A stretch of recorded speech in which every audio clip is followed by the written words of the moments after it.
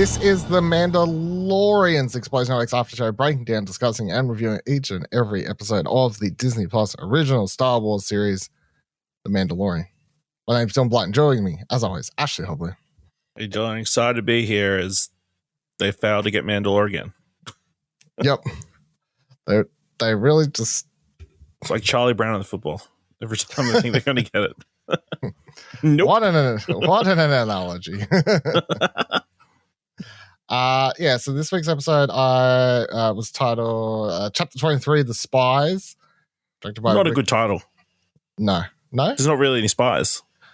Well, There's like one. Yeah. So Singular. That we know of. Let's come back to that. Let's put a pin in that one. Well, if they're there and they're not revealed, do they really... Yes, they're still fucking... Directed by Famuyiwa, written by Jon Favreau and Dave Filoni. Synopsis I forgot to get, but I'm sure it was terrible. But yeah. Survivors return. Or something. They try and save Mandalore. Overall thoughts on this week's episode, Ash? Yeah, I mean, it was pretty good. Obviously, starting off with a bang with revealing old mate who's been...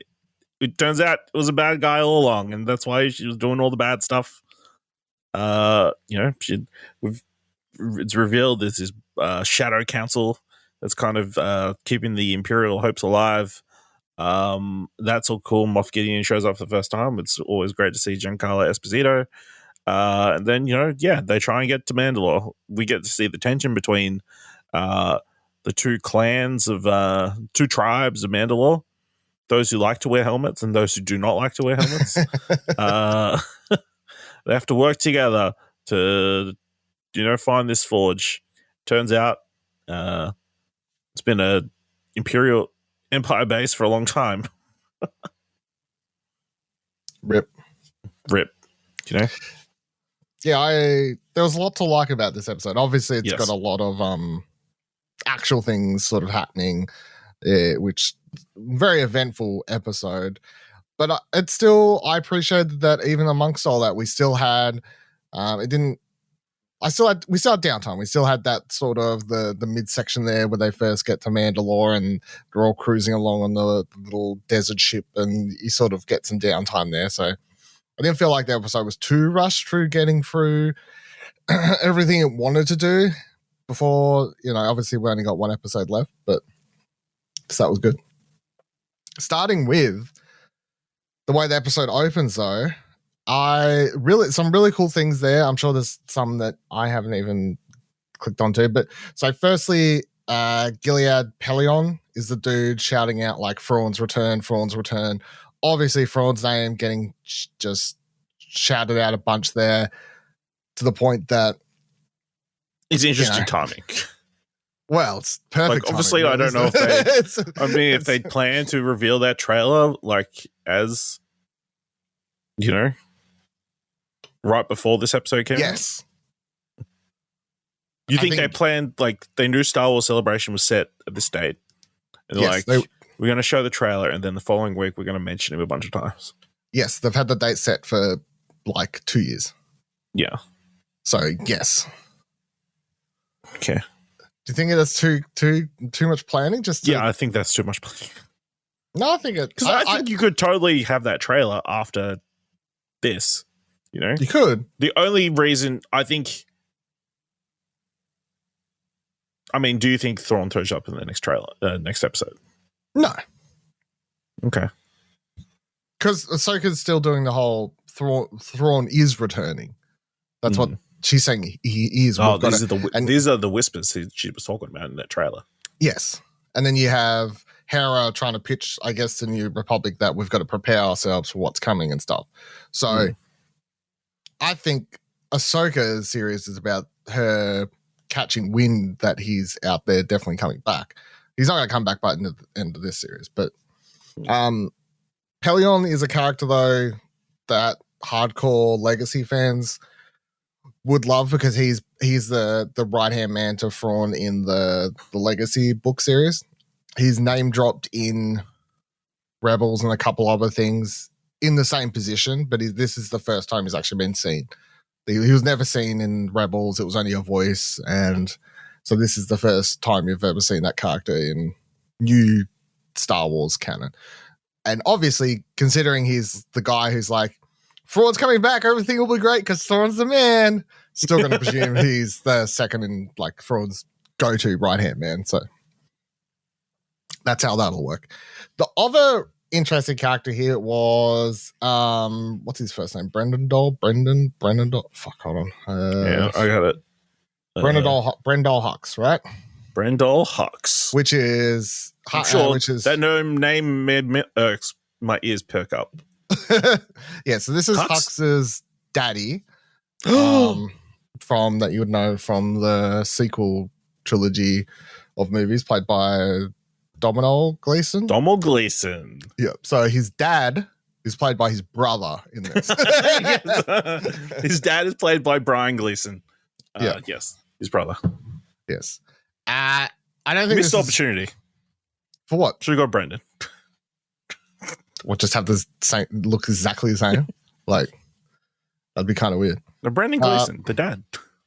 Oh, but he'd be too old, I think. Even this is like, he seems too young to me, but so, this is not a spoiler because it's not really to do with this show, but I think it's in the comics or the books or one of them, it's actually revealed that the whole reason that Brendol Hux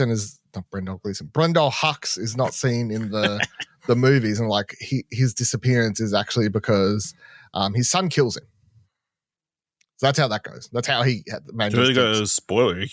Yeah. So spoiling the book. Yeah, apparently gets killed because he's the last person who knows about Phasma or something like that.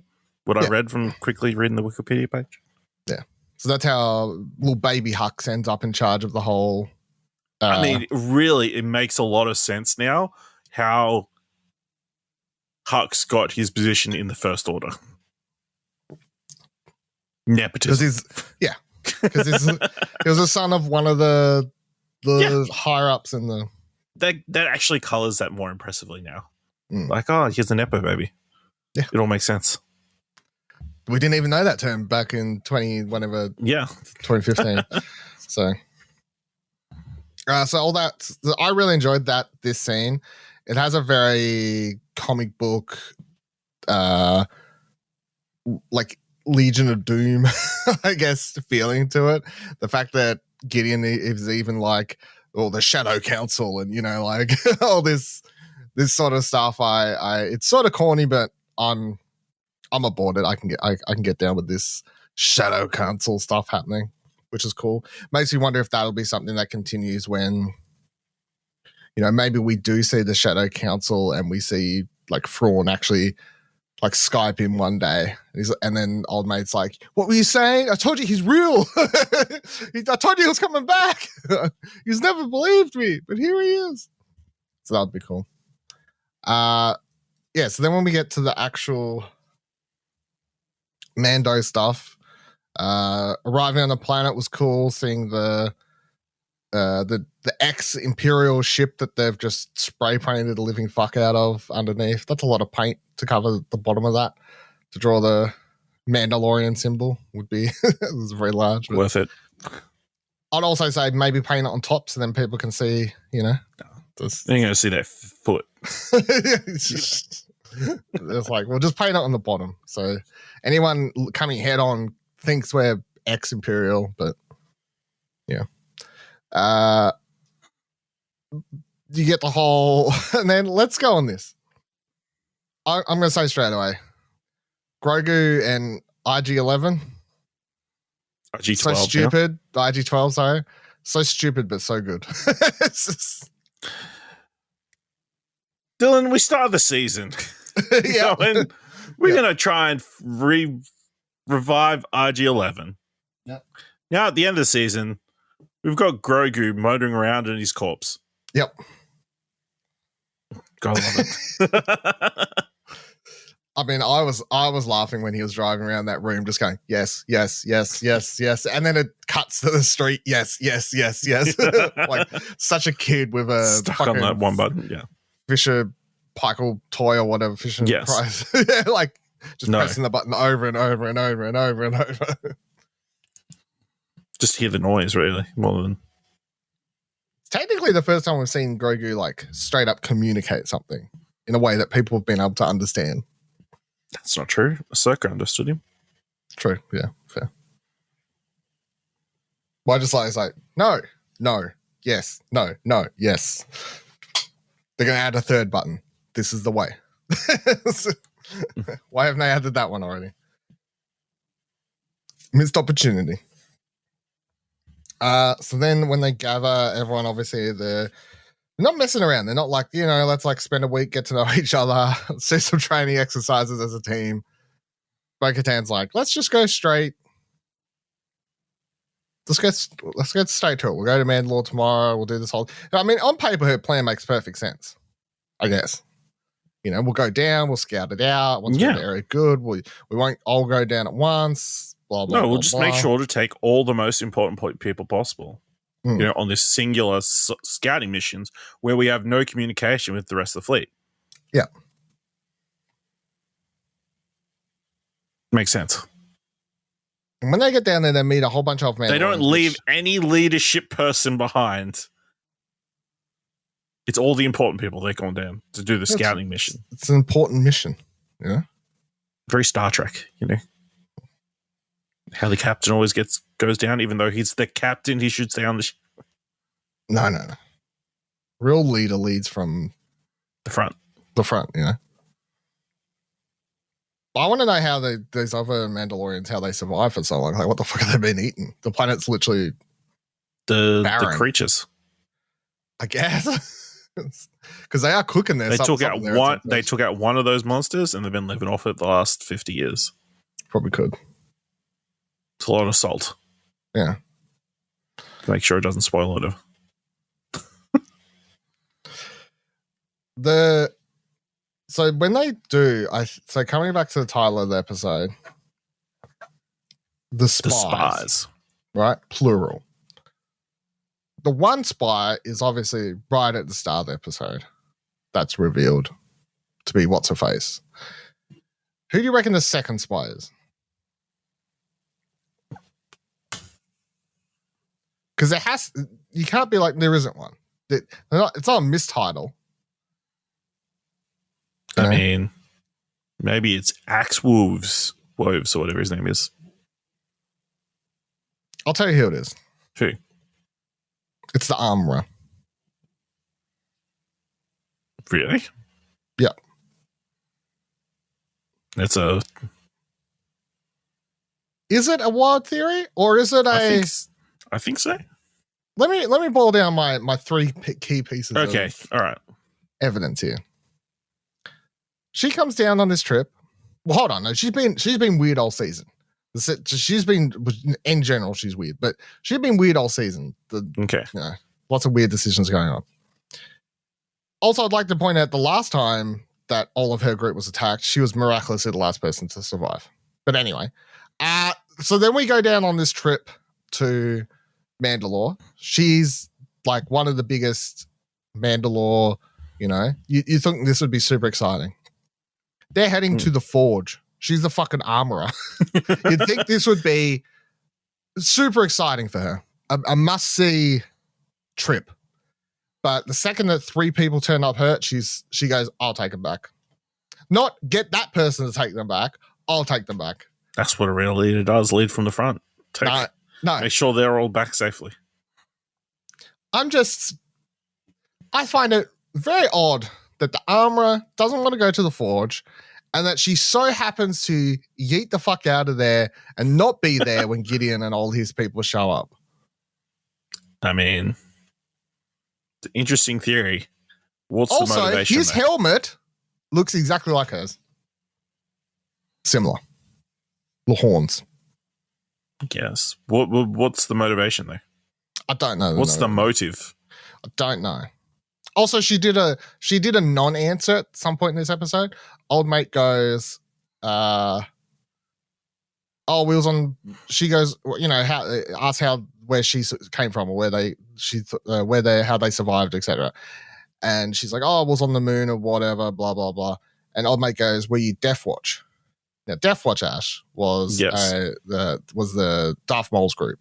That was the ones he was They were the ones he was running. So when they had the little civil war happening in the Clone Wars, Death Watch was the group that was trying to take over and like kill Bo-Katan and Obi-Wan's girlfriend, who was the lead at the time. Like that Death Watch was the group that was trying to take over Mandalore, with Darth Maul being the leader of that group. It wasn't Paz Vizsla like?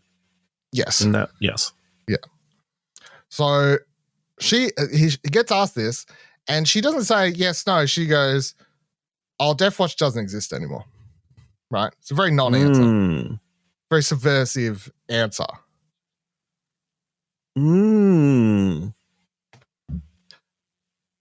I mean, my only like flaw in this idea is that this season has not been that strong, and I don't know if it would have that much planning into it. You know what I mean? No, it wouldn't be. You're giving this season too much of the Mandalorian too much credit. No, this season has not been that strong. However, I can totally see Jon Favreau and Dave Filoni's here too, but I mean, Jon Favreau writes 80% of episodes, but the two of them just like slap that down.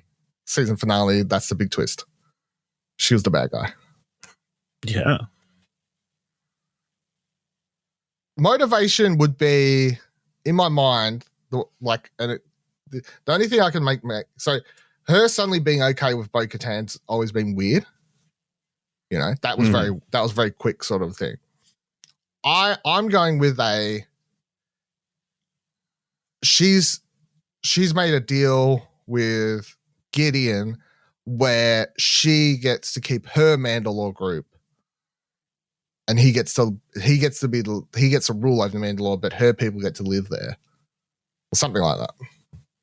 No, yeah, it seems like they just don't want Mandalorians at all, or maybe he does because he wants them to keep doing their Beskars thing. Who the fuck made his armor? I don't know. How hard is it to make Beskar armor? I mean, the whole thing is that you've got to be a skilled Mandalorian armorer to be able to meld and smite, or whatever the term is, Beskar into smelt Beskar. It's like a very specific metal, or whatever you want to call it, that skilled people, it's not something you could just give to any person they can do. So who did his armor? Don't know. It's a good question. Just saying. So this is my theory, but it's just a theory. You know, I could be wrong, but the episode is called The Spies. But make sure you put it out on social media so you can get credit if it comes through. I'll be surprised if I'm not the only person. Search Twitter now. I feel like it's very obvious. Let's go to Twitter. We'll do it live. What should I type in? Armor bad? First tweet that came up. Something sus about the armorer. The episode was called Spies. She and Moff Gideon both have helmet horns. She conveniently left the planet just before the ambush. Could be in store for a huge twist in the finale. Fucking told. See? I'm telling you. I feel like it wasn't. I feel like I'm not digging that deep. I'm either reading into it too much, and so was no. There's no way the armor ain't a spy. She was talking about seeing the forge, blah blah blah, and the first opportunity to dip, she took it. Besides, we only know one spy in the episode was called The Spies. Yep. Who's the other? You what you hiding, armor? Oh shit! Are you coming around on this theory now, or? I mean, yeah, a bit more. Yeah. These two tweets of... tweets. It's just like a bunch of Armor Bo-Katan, like fan fiction. A lot of shipping. Yeah, there's always a lot of shipping. Okay. Yeah, well. All right. What else happened in this episode? Not much. They had a lot happened, but I don't know how much there is to... Obviously, the shootout on their little platform there when they get cornered by the jet trooper people, jet stormtroopers. That was kind of cool, but also I was like, you have the high ground. Like, how do you fuck that up? Like, they're standing there on the rock, you're in the air. Jesus Christ. Obviously, this all leads to Moff Gideon coming down, trapping him in that room. kind of cool. Old mate goes out like a boss. Praetorian takes out down like nearly every single one. Takes out nearly every single one and still nearly manages to take out. He nearly kills one Praetorian guard there at the end. Yeah, so they're the Praetorian Guard, right? Yeah. The origins of the Praetorian Guard that we eventually see in the defending Snoke. I mean, Praetorian Guards they defended the Emperor. They're always seen side by side with the Emperor. Okay, so they've always been like they've always been a thing. Yeah, it's not a new thing. If you go back and watch like Empire Strikes Back or Jedi or anything like that, you should see it. I can't remember if they're an Empire. No, they're definitely they're in Jedi, most prominent in The Last Jedi. Yeah, because they have a fight scene with obviously Rain, fucking Ben. But that was very cool. He nearly gets one right in the side, but then he gets stopped and he has to get stabbed multiple times. So yeah, it was pretty boss ending for that character. So I'm glad it's weird to say, but I'm sort of glad that someone died. Because I just amongst there was a second. I thought there's a chance, they might off. Those last two, I thought he was just going to yeet them off the side and go with them, like do the whole like diving. No, but I've considered for a second, they might just kill Jin right here. Wouldn't that be like a totally Game of Thrones-esque moment? That Grogu goes to the dark side after that. Someone comes out, they've got a golf club. They have to take the helmet off first because they have to do a couple things. Fucking hell. I'm surprised he did, just kill him. Grogu like forces the door open, goes out there, fucking lightning bolts them all. He's just clicking yes.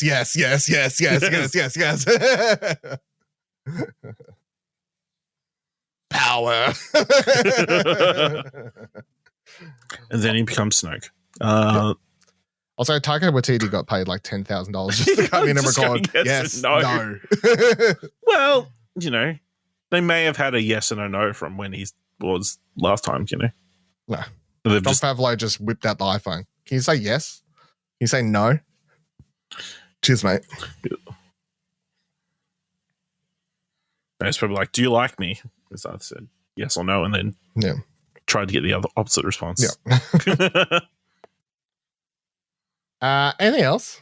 Like major things we need to discuss? No, I mean, we had the little Paz Vizsla ex-Wolves fight, on board on the ship after, they don't understand the rules of chess, I guess. Whatever, space chess, whatever game they're playing, differentiating rules, and old Grogu stops the fight. No. Yeah. No. Yeah. And then he gives a little nod, which was the best part. Looks up at Dad and goes, I got this. You've taught your apprentice well. I didn't teach you that. Yeah. I would have kicked both their ass. No. This is the way. Yeah, I mean, what do you think next episode is? Why did Moff Gideon spare Jin? I don't know. No, I don't know. Just this is a Dr. Evil Austin Powers thing. Just kill him, Dad. Just no, I gotta tell you my whole plan first. We can kill him together. I'll get the gun. We'll kill him now. Like, that's what that is. Like, just kill him. No, I gotta take him back and monologue and tell him my whole speech later, about my whole plan. I want to introduce him to the entire Shadow Council and yeah. I want to kill him. It turns out they've had a base on Mandalore this entire time. They were the ones who blew up what's her face's castle. Yeah. Interesting. I mean, that's what I assumed. They just sent them out from there to the castle. Yeah. Crazy. Yeah. So obviously this screened at Star Wars Celebration. Were you surprised no spoilers kind of came out?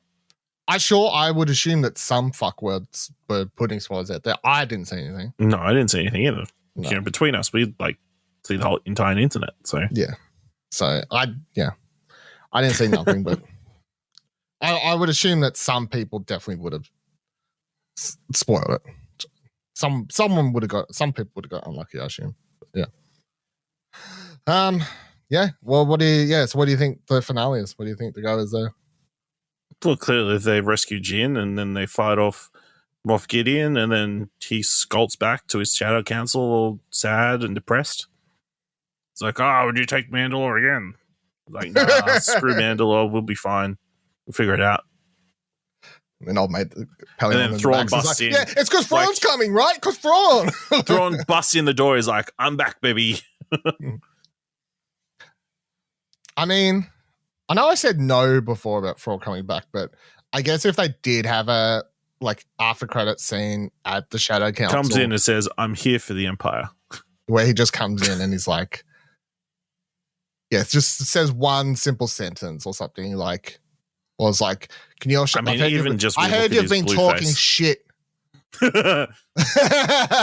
Comes in and just shoots Moff Gideon in the head. I mean, that'd be pretty great. Or like burns half his face off or something like that. You know, that would be a very original idea. No, it's not the kind of character Thrawn is, though. Yeah, very cool episode. Looking forward to the finale next week, of course.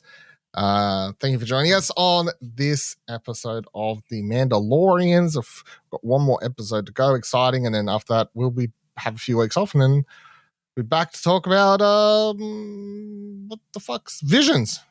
Oh yeah, the trailer looks so freaking good. Trailer looked good.